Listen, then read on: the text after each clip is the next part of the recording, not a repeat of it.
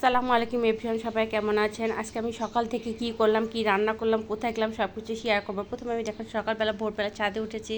ছাদে উঠে এক বুক ভরা একটা নিঃশ্বাস নিয়ে নিলাম, আর এতটা ফ্রেশ লাগতেছে, হালকা ঠান্ডা বাতাস লাগতেছে। আর দেখেন গাছ ভরা হচ্ছে আম।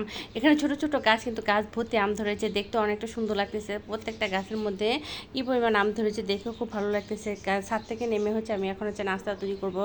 যেহেতু হেল্প রাইটিং না, এখানে প্রথমে হচ্ছে আমি বেলা ছাড়া রুটি বানিয়ে নেবো। এখানে আপনারা হচ্ছে কাঁচামরিচ, পেঁয়াজ অথবা মশলা, হালকা মশলা, ডিম এগুলো অ্যাড করে নিতে পারেন। আমি এগুলো কিছুই করলাম না, শুধুমাত্র ময়দা বা আটা দিয়ে হচ্ছে একটু লবণ পানিতে এটা মেখে পানির মতো হালকা পাতলা ডো তৈরি করে আমি এটা চাপড়ির মতো রুটি বানিয়ে নিয়েছি। এটা আমি হালকা তেল দিয়ে ভেজে নিয়েছি, আর সাথে হচ্ছে ডিম ভাজি করে নিয়েছি। এটা ছিল আজকে আমার নাস্তা। আর স্পেশাল একটা রান্না তৈরি করবো হচ্ছে খাসির নিহারি। আপনারা কীভাবে খান আমি জানি না, আমি শর্টকাটভাবে আজকে নিহারিটা রান্না করে দেখাবো। এখানে দেখে আমি খাসির পায়া নিয়েছি, নিয়ে আমি খুব ভালোভাবে পরিষ্কার করে হচ্ছে এটা হচ্ছে প্রেশার কুকার বা রাইস কুকারে আপনারা এটাকে সিদ্ধ বসিয়ে দিতেন। আমি সব ধরনের মশলা দিয়ে, গরম মশলা সব ধরনের মশলা দিয়ে হচ্ছে আমি এটাকে বেশ অনেকক্ষণ হচ্ছে সিদ্ধ করে নিয়েছি। এটা হচ্ছে আগের দিন রাতে আমি তৈরি করে রেখেছিলাম। এখন আজকে হচ্ছে আমি এটাকে হচ্ছে আবার মশলা দিয়ে খুব ভালোভাবে এটাকে রান্না করে নেবো। এখানে দেখেন আমি পেঁয়াজ দিয়েছি বেশ অনেকটা, এর মধ্যে আবার সব ধরনের মশলা হালকা হালকাভাবে অ্যাড করে দিব।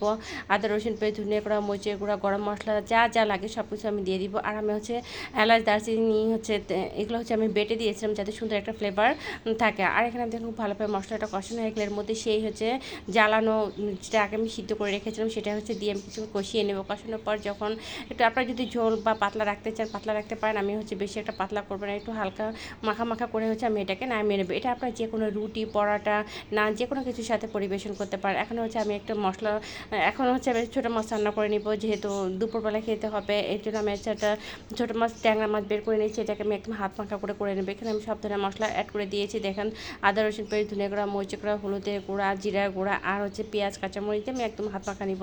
আর এর মধ্যে অ্যাড করে দিব আমি সরিষার তেল। যেহেতু ছোটো মাছটা আমি সাধারণত সরিষার তেল দিয়ে রান্না করি, এটা খেতে খুব ভালো লাগে। খুব ভালোভাবে এটাকে আমি হচ্ছে মেখে নিব। আর এর মধ্যে আমি অ্যাড করে দিব হচ্ছে ফ্রোজিং করা ছিল আমার ওই টমেটোটা। অনেকে আবার বলতে পারেন এত বড় করে কেন টমেটোকে দিয়েছি, আসলে আমি চাক চাক করে এভাবে টমেটো কেটে রেখেছিলাম, এটাকে আমি আর পিস পিস করে ওভাবে হচ্ছে এটা দিয়ে দিয়েছি। যেহেতু এটা ফ্রোজিং করা ছিল, এটা সফট ছিল। রান্না বান্না শেষে দুপুরে খাওয়া দাওয়া শেষে আমরা একটু বের হয়েছিলাম 3টে সাড়ে 3টার দিকে। তখন দেখেন আসলে বাইরে প্রচুর পরিমাণে রোদ, এত রোদে আসলে কোথাও যাওয়া যায় না। আমরা হচ্ছে বড় শপিং মল যেটাকে বলে যমুনা পার্কে, ওদিকে গিয়েছিলাম। ওখানে যে আর কি আমরা এখানে ঘোরাফেরা করছি, যেহেতু ভিতরে ঠান্ডা ছিল, আসলে এত গরম যে বাইরে ঘোরাফেরা করার মতো অবস্থা নেই। এখানে কিছু রাইড ছিল, বাচ্চারা রাইডের মধ্যে উঠেছে। এখানে আমি আবার শপিং মলগুলো ঘুরে ঘুরে ওকে দেখতেছিলাম, বাচ্চারা ওদিকে রাইডে ঘোরাফেরা করতেছিল বাবার সাথে, আর আমি সব কিছু ঘুরে ঘুরে দেখতেছিলাম কোথায় গিয়ে আছে। আর খুব ভালো লাগতেছিল এভাবে ঘুরতে, যে অনেকদিন পর বের হচ্ছি, সারাদিন বাসায় বন্দি থাকার পর সব কিছু নিয়ে আছে। আসলে আজকে সারাদিন এভাবে ব্যস্ততা আমার দিন কেটেছে। এখান থেকে বের হয়ে এসে আমরা হচ্ছে আর বাইরে বেশি লেট করে নিয়ে কিছু খাবার কিনে নিয়ে এসে বাসে এসে আর কি এগুলো নাস্তা করেছি। আমরা বাইরে থেকে হচ্ছে পিজা আর হচ্ছে চিকেন ফ্রাই বাসে নিয়ে আসছি, নিয়ে এসে যে বাচ্চারা এখন নাস্তা খাচ্ছে। এই ছিল আজকের মতো আমার ব্লগ। আমার ব্লগটি আপনাদের কাছে যদি ভালো লেগে থাকে তবে লাইক, কমেন্ট, শেয়ার করবেন, আর আমার পেজটিকে ফলো দিয়ে রাখবেন। আল্লাহ হাফেজ, সবাই ভালো থাকবেন।